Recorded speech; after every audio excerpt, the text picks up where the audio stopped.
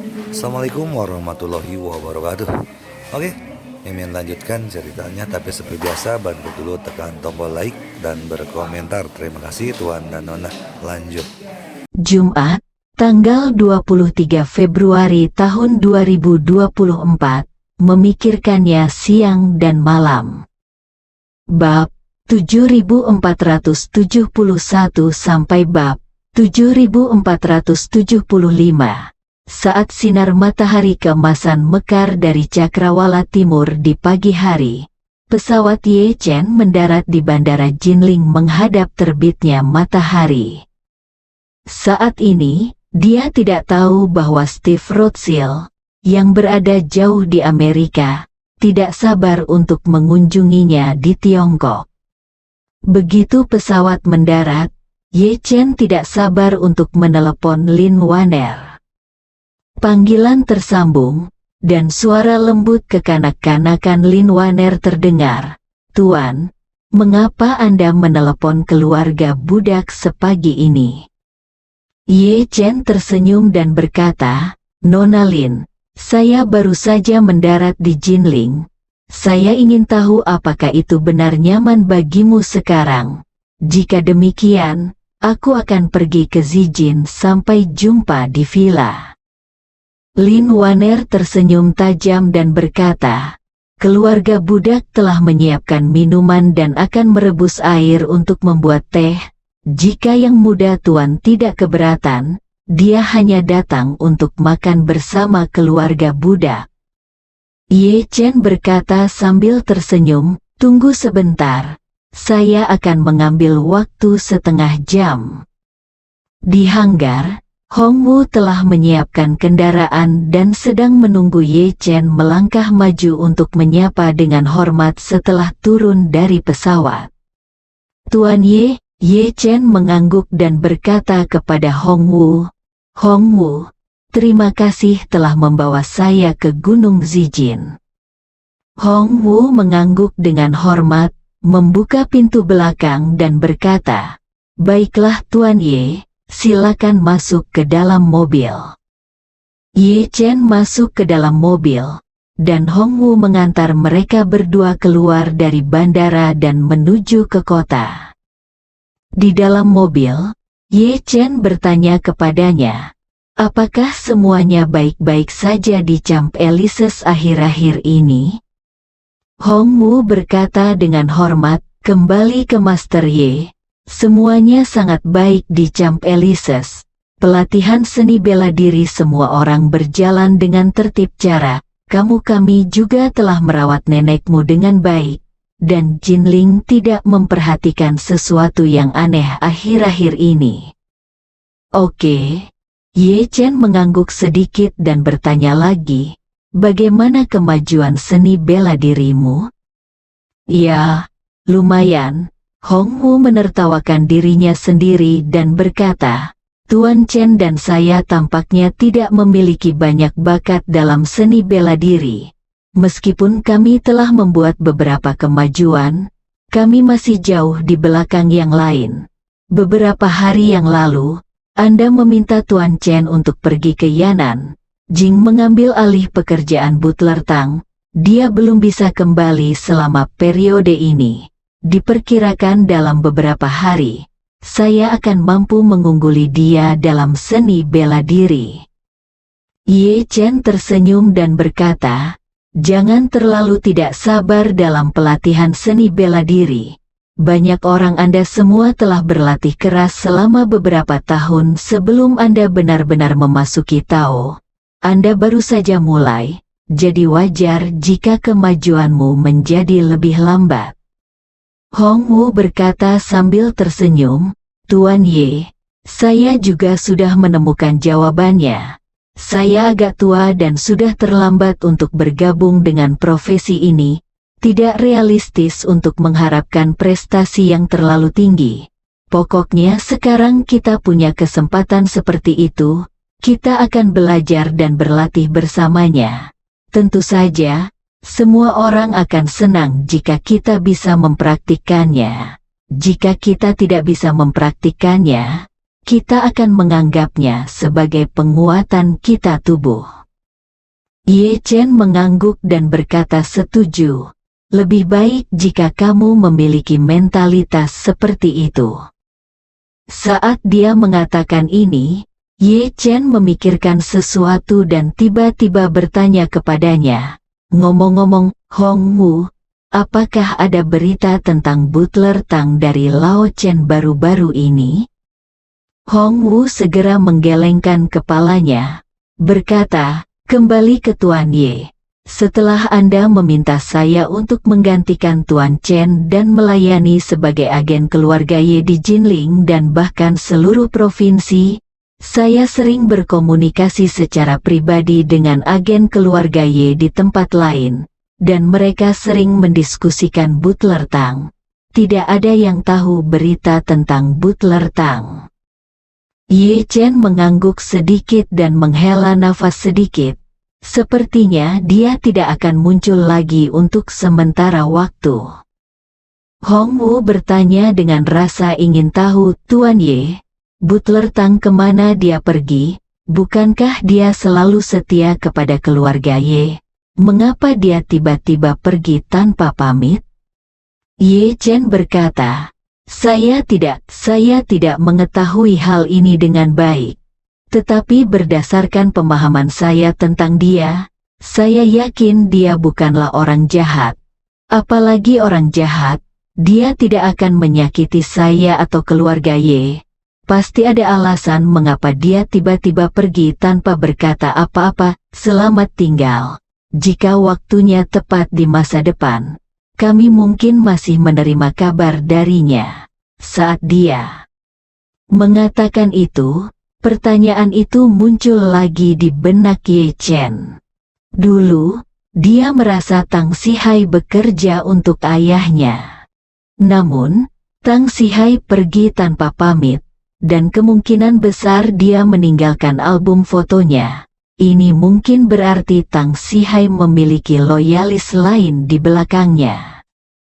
Terlebih lagi, dilihat dari kepribadian Tang Sihai, perilakunya yang konsisten, dan petunjuk bahwa album foto yang ditinggalkannya membawa keberuntungan, dia dan orang yang setia kepadanya tidak boleh menjadi musuhnya. Bahkan mungkin pasukan sahabatnya sendiri. Namun, dia tidak bisa memahaminya, karena dia adalah tentara yang bersahabat. Mengapa dia harus bersembunyi di kegelapan? Bukankah lebih baik jika kita semua bertatap muka, ngobrol terus terang, dan melawan musuh bersama-sama? Karena masih pagi, lalu lintas sangat lancar dan kendaraan melaju kencang. Setengah jam kemudian kendaraan sampai di pintu masuk Villa Zijin. Melihat plakat besar dari Purple Mountain Villa, Ye Chen menarik kembali pikirannya dan berkata kepada Hong Wu, "Oke Hong Wu, saya akan turun dari mobil di sini.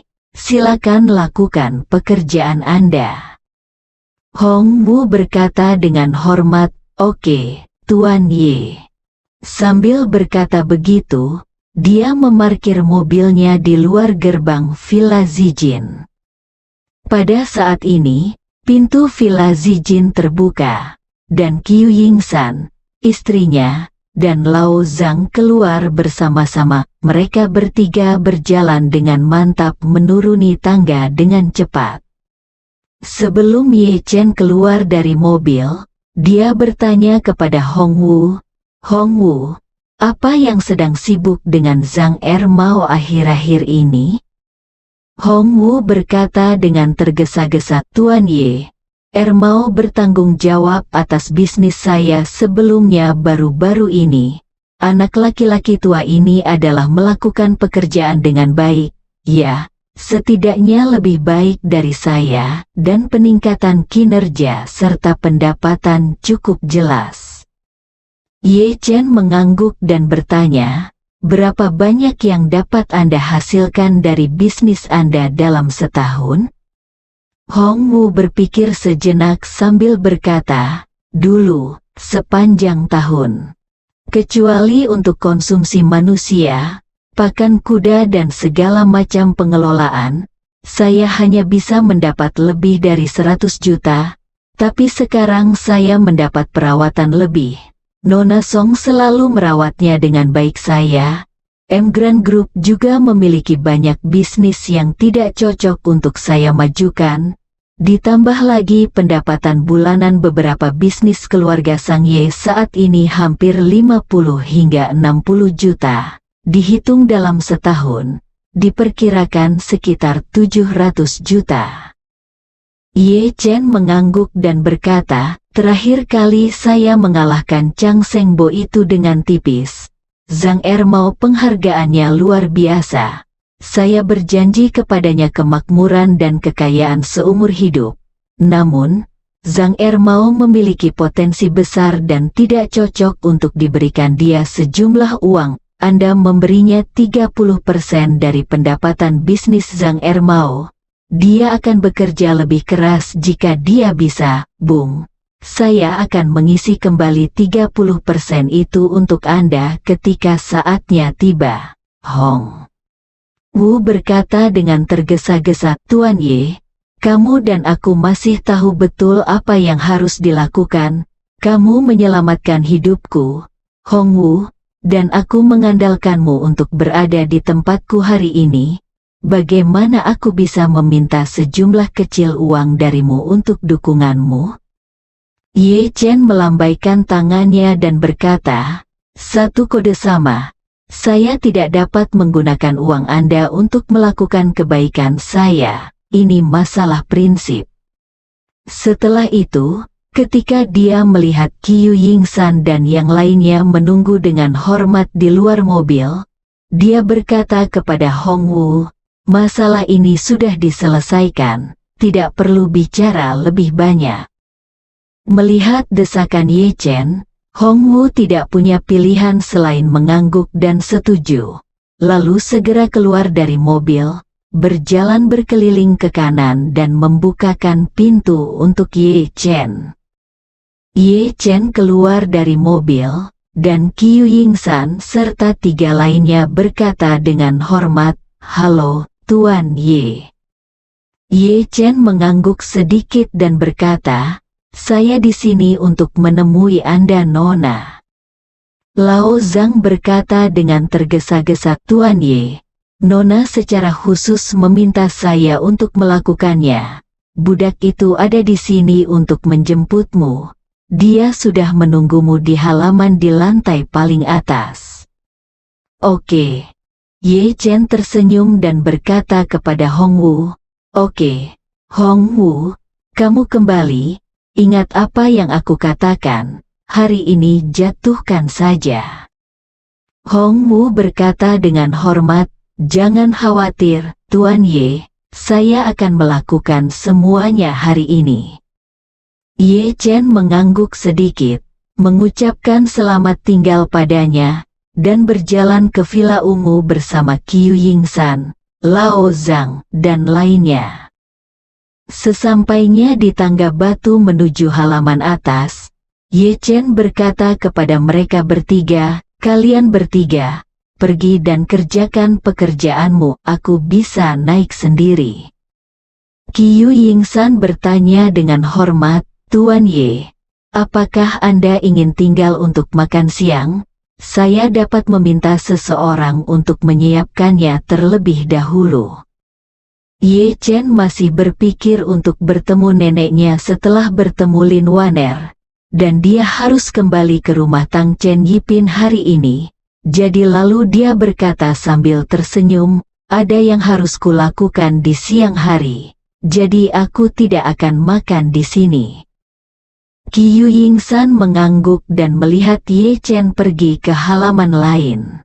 Sesampainya di depan pintu villa, Ye Chen baru saja hendak mengetuk pintu ketika mendengar suara manis Lin Waner seperti burung, Tuan muda, langsung masuk saja, pintunya tidak dikunci. Hati. Ye Chen terasa seperti genangan air jernih yang tertiup angin musim semi. Dengan sedikit gerakan, Dia membuka pintu halaman dan melihat Lin Waner, mengenakan hanfu, duduk dengan anggun di meja teh di bawah pohon, merebus air dan membuat teh. Melihat Ye Chen masuk, Lin Waner tidak menyembunyikan keterkejutan di wajahnya. Dia dengan rapi meletakkan ketel berisi air mendidih ke samping, berdiri dan menepuk ujung roknya dengan lembut dengan tangan putih rampingnya, lalu berlari ke arah Ye Chen. Temui Ye Chen. Ketika dia berdiri di depan Ye Chen, dia mengangkat kepalanya untuk melihat ke arah Ye Chen dan berkata dengan gembira, "Aku telah merindukanmu siang dan malam. Tuan muda akhirnya kembali." Setelah itu, tanpa menunggu Ye Chen melakukannya menjawab, dia meraih tangan kanan Ye Chen dan berkata, sambil memeluknya, dia berjalan menuju pohon. Pada saat yang sama, dia menunjuk dengan tangannya yang lain ke cabang setinggi lebih dari setengah meter di tepi kolam air panas, dan berkata dengan bersemangat, "Lihat, Tuan, Ibu Puca telah menumbuhkan 96 daun." Oh, Ye Chen mau tidak mau berkata dengan terkejut, "Dia tumbuh cukup cepat, apakah Anda menghitung setiap hari?"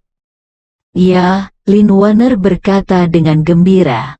"Keluarga budak dihitung setiap pagi dan sore. Terakhir kali, dia tumbuh cukup cepat baru-baru ini."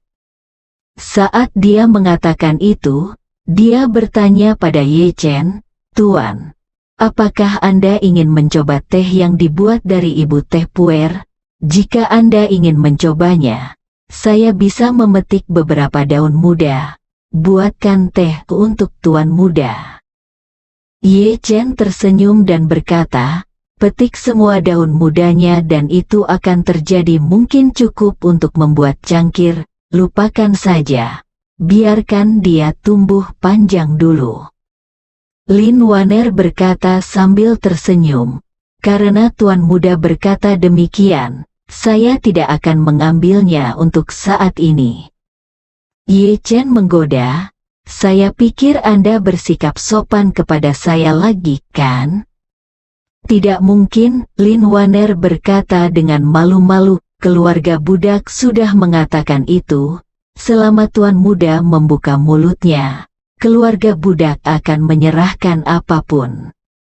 Setelah mengatakan itu, dia segera mengganti topik pembicaraan dan berkata, "Ngomong-ngomong, Tuan muda, apakah Tuan Zhou Liang Yun Zhou sudah kembali dengan Tuan muda?" "Belum," Ye Chen berkata.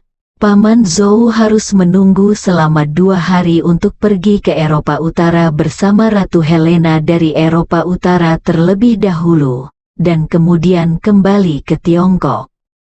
Lin Waner mengangguk sedikit, dan bertanya, "Ketika Tuan muda bertemu dengannya kali ini, apakah dia melepaskan ikatannya Tuan muda? Keraguan apa yang ada di hatinya?" Ye Chen tiba-tiba merasa sedih dan menghela nafas. Dia menjelaskan kepadaku apa itu Senglongge, seperti yang Anda duga sebelumnya, Nona Lin. Senglongge memang belum dilahirkan.